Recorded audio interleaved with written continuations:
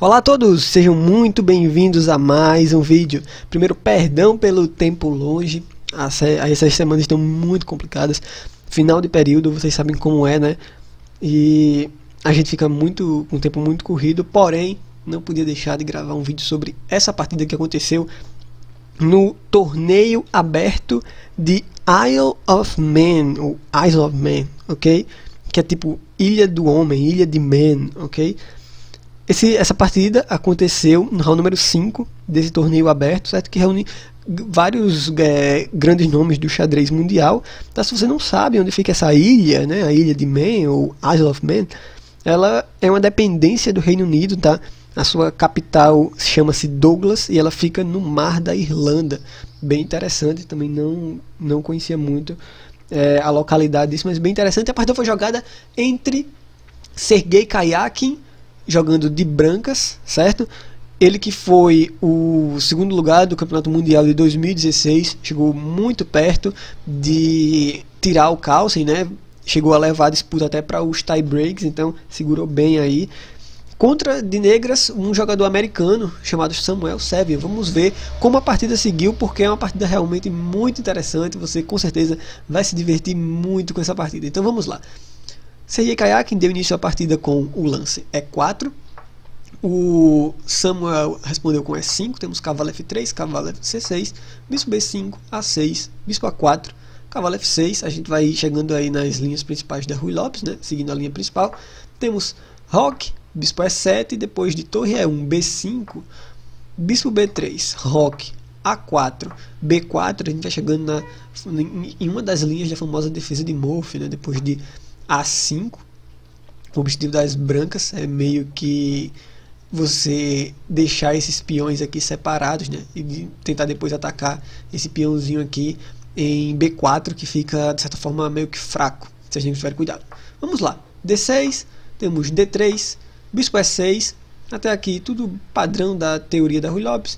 Cavalo de BD2, caso decida se trocar os bispos aqui, então esse cavalo já está na espreita para capturar, né, e não sofrer danos na estrutura de peões. Temos dama C8, H3, torre B8, cavalo C4. Tá aqui padrão da teoria da Ruy Lopes dessa variante. Milhares de jogos já foram jogados até a presente posição, porém preste muita atenção. Depois de H6, bispo E3, desenvolvendo o bispo, torre D8, dama E2, saindo dessa linha, né, que a torre se encontra, bispo F8, cavalo de FD2. Aqui em outras partidas anteriores, né, no alto nível do xadrez, já foi jogado, por exemplo, lances como cavalo E7, ok? Ou até mesmo lances como dama B7, são muito comuns nesse caso, tá? Ambos os casos sobre lidar com esse cavalo aqui em C6 que está desprotegido, né? Então a dama vem para B7, bota uma peça na defesa do cavalo, e quando o cavalo vai para casa E7, ele se esconde ali, né, e fica impedido de alguém atacar ele. Porém, nenhum desses lances anteriores que já foram jogados aconteceu nessa partida. O Samuel Sevian decidiu jogar o lance G6, que é uma novidade. Quando a gente fala novidade, não quer dizer que, tipo, na história do xadrez mundial, nem que seja uma partida de amadores, ninguém nunca jogou isso. Não é isso, tá? Novidade é que em jogos de alto nível, né, jogos que estão sendo contabilizados na base de dados do xadrez mundial, né, em jogos, sei lá, profissionais e tal, jogos que acontecem em torneio que estão gravados na base de dados, nunca tinha acontecido uma posição totalmente nova em 16 movimentos.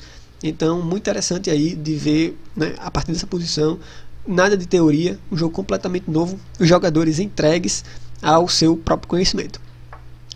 A primeira coisa que o Sergei Karjakin faz é de fato atacar esse cavalo aqui, que se encontra desprotegido.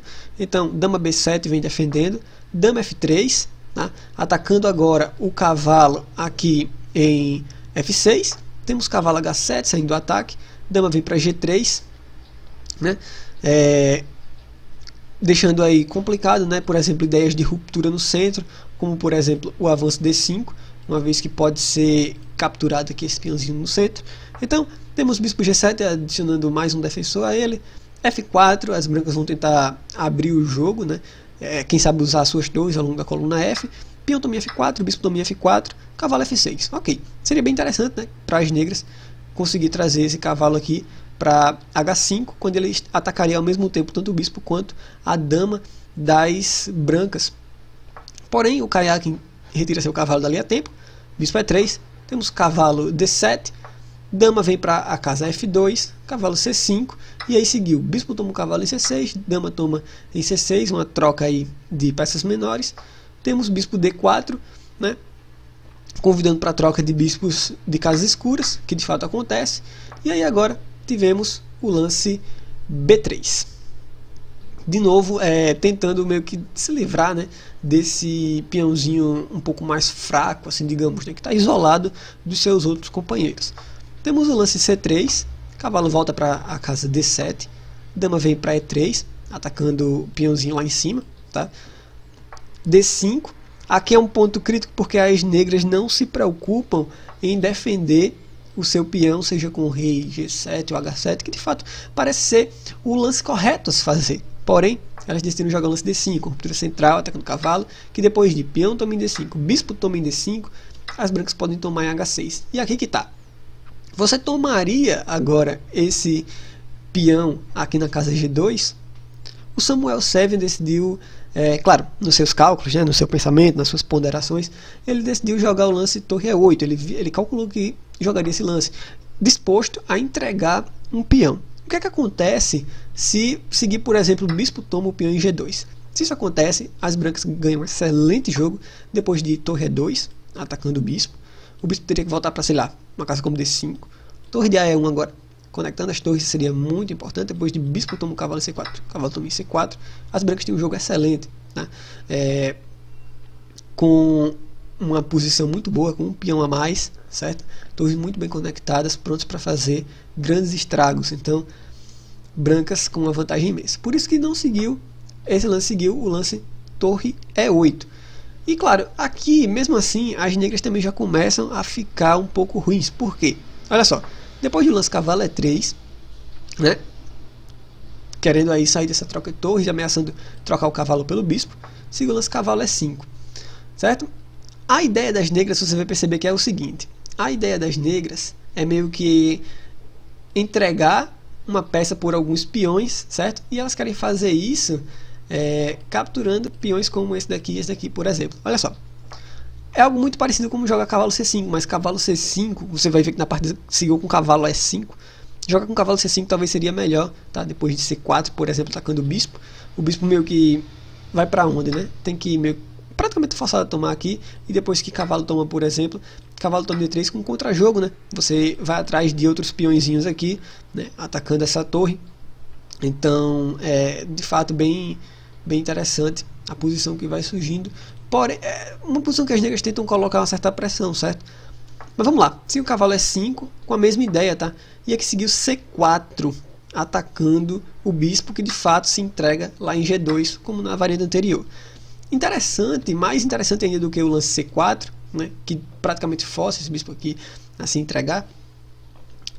Mais interessante que o lance C4 parecia ser o lance cavalo toma em D5, depois que a dama tomasse, por exemplo, o cavalo em D5, jogar o tipo cavalo E4, né, trazendo o cavalo para uma excelente casa central e ameaçando agora um verdadeiro garfo aqui em cima da dama e da torre do rei, né? E então, depois de algo tipo cavalo D7 defendendo essa casa aqui, torre E3 garantiria uma vantagem bem interessante, tá? Depois de algo tipo torre E6, você pode trazer a torre para F1, e as brancas também têm um excelente jogo, posição totalmente vencedora nesse caso. Porém, seguiu C4 na verdade, e aqui segue uma variante parecida com o que a gente viu antes. Bispo toma em G2, cavalo toma em G2, cavalo toma em D3. Por enquanto, está sendo entregue aí uma peça por um peão, né? Então, e complicações, né, são prometidas aí, quem sabe se as negras vierem a tomar esse peão aqui. Vamos ver o que seguiu. Torre E3, certo? Tirando essa torre aqui do ataque do cavalo, né? Vamos lá, seguiu dama C5, meio que cravando aqui a torre, né? Atacando ela indiretamente. Seguiu rei H1, descravando. Cavalo F2, cheque, o rei vem para H2. Dama D6, cheque, o rei volta para casa G1. E aqui, torre toma em E3, dama toma em E3. Beleza, algumas trocas aí. As negras capturam mais um peão em H3. E aqui seguiu rei H1, saindo do cheque do cavalo. Se as damas tomam o cavalo em H3, segue-se, dama toma o cavalo em D2, e as brancas, a vantagem das brancas ainda é grande, mas não é tão grande quanto poderia ser, tá? A vantagem é menor nesse caso, em caso de trocas. Esses dois cavalos vão ser muito importantes. Vamos lá, seguir o rei H1, o rei vem para casa G7, certo? E aqui o Kayak se certificou bem de que o lance que vai seguir, que é o lance torre H8, né? A ideia de jogar o lance rei G7 é justamente trazer a torre para a coluna H, e tem que ter muito cuidado, todos os passos das brancas tem que ser muito bem calculado para você ter certeza de que você não vai, quem sabe, tomar um checkmate aí do nada com o lance torre H8. O Kayak viu que tem como se defender, justamente jogando o lance torre E1, depois torre H8, força-se a troca de damas com dama E5, caso contrário, as negras poderiam colocar bastante problema aí para as brancas. Então, depois das trocas de dama, temos cavalo G5 cheque, o rei sai de cheque, né? Cheque é descoberta da torre lá em cima, rei D8, torre D8, perdão, atacando o cavalo, a torre defende, temos algumas trocas, e aqui que tá, a gente chega num final muito interessante, é o lance número 45, certo? E aqui, essa posição é totalmente favorável para as brancas, tá? Vamos fazer as contas, certo? São 3 peões para cada lado, aqui para igualar, né? E um cavalo para igualar, certo? Além desprezando os reis. Então, é um cavalo para as brancas contra 2 peões das negras. Será que as brancas conseguem, de fato, produzir um final de jogo vencedor? Vamos lá. O Kayak mostra toda a sua técnica conduzindo esse final com as brancas. Preste muita atenção e tente fazer com que a cada lance você tente meio que antecipar o lance que vai seguir. As negras jogaram rei F6. Deixa eu só te contar o que é que permite com que as brancas de fato tenham a vantagem nesse final. A vantagem das brancas nesse final de fato reside nessa fraqueza que as negras têm devido aos seus peões estarem separados, tá? Por exemplo, aqui já cai um, com o cavalo toma em B3, se o cavalo é 4, cavalo E3, defendendo seu peãozinho ali do ataque do rei com o rei E5, rei para G2, né? Muito importante ativar o rei no final, F5, trazendo os peões para o jogo, cavalo C1, F4, cavalo sai do jogo ali para a casa C2, rei toma o peão em D5, cavalo B4 cheque, não tem problema, né? Cai um peãozinho lá em cima com o cavalo também A6, rei B5, vai cair mais um peão das brancas, mas não tem problema, cai também um das negras aqui com cheque, rei toma em A5, cavalo D3, beleza, tá aí sendo ameaçado ser capturado mais um. Interessante que mais forte ainda, aparentemente, é de fato você jogar rei F3 nesse caso, tá? Olha só, rei F3 aqui atacando ambos, parece ser muito mais forte depois de cavalo D6 saindo do ataque, rei toma em F4 e as brancas têm uma vitória muito fácil. Preste muita atenção que o lance jogado com cavalo D3, né, ameaçando capturar esse peãozinho aqui, também não é ruim e o Kayak ainda se mantém no final do jogo vencedor. Vamos ver como ele utiliza sua técnica. Cavalo D2, cavalo E6, rei B5, cavalo de E toma em F4 e aqui seguiu o cavalo C4, ameaçando capturar talvez esse peão aqui. Aqui jamais, em hipótese alguma, o Kayak pode capturar esse peão aqui, né? Nada de colocar tudo a perder, depois que tomar, né? Fica aí esse final de 2 cavalos e rei contra rei, e é um empate, tá? Porque as brancas não tem como forçar o rei a vir para algum dos cantos, né, do tabuleiro. Quer dizer, até tem como, mas não tem como você forçar o mate, porque o único jeito de você forçar o rei para o canto do tabuleiro é de fato deixando o rei praticamente imobilizado, tá? E aí seria um afogamento. A gente vai ver muito parecida essa ideia lá no fim do jogo, você vai entender. Mas não tem como forçar, né? A ideia basicamente é essa, não tem como forçar com 2 cavalos. Então vamos lá, depois de cavalo C4, nada de tomar, seguiu o cavalo E6. E aqui a última tentativa das negras de empatar o jogo é de fato entregar o cavalo pelo outro, né? E aqui as brancas agora têm uma missão muito interessante, né? Uma missão que a gente não vê todos os dias, que é de fato forçar um mate, né? Forçar uma vitória com 2 cavalos, e agora as negras tendo esse peãozinho aqui. E aí, por incrível que pareça, é interessante, né? As negras agora, para empatar, elas adorariam não ter esse peão. De fato seria um empate como a gente viu antes, mas por causa da presença desse peão aí, Infelizmente para as negras, a partida está decidida a favor das brancas. Final totalmente ganho. Vamos ver como o Kayaking demonstra toda a sua técnica. G5. As negras vão tentar ao máximo avançar esse peão aqui, certo? Deixar ele próximo da promoção, né? As chances de empate das negras dependem disso. Por quê? Porque lá no fim as brancas precisariam de alguma peça das negras fazer algum lance para não ser empate, né? Para não ser empate, as negras precisariam disso. Você vai entender já já, bem direitinho, o que é que eu estou querendo dizer, tá? Vamos lá, cavalo D4 cheque, rei C5, cavalo F5, certo? G4, de novo, como eu disse, é importantíssimo que as negras tentem avançar ao máximo o seu peão para tentar conseguir algum empate. E aqui, cavalo G3 é o lance típico, bloqueando o peão sem deixar que ele tenha nenhum movimento por enquanto, forçando que as negras façam movimentos apenas com seu rei. Rei D4, o rei das negras tenta se manter no centro o tempo todo, né? Ou pelo menos tentar fazer com que esse peãozinho aqui avance, expulsando o cavalo dali. Porém, as brancas conseguem fazer com que eles não façam isso, tá?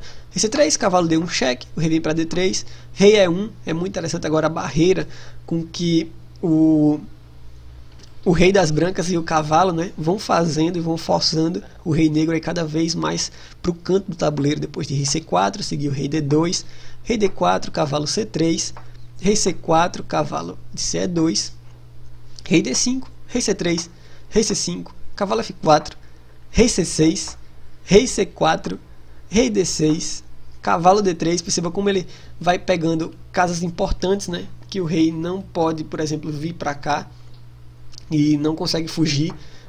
O rei volta para casa C6, cavalo E5 cheque. Quando o rei vem para cá, rei D4 defende o cavalo.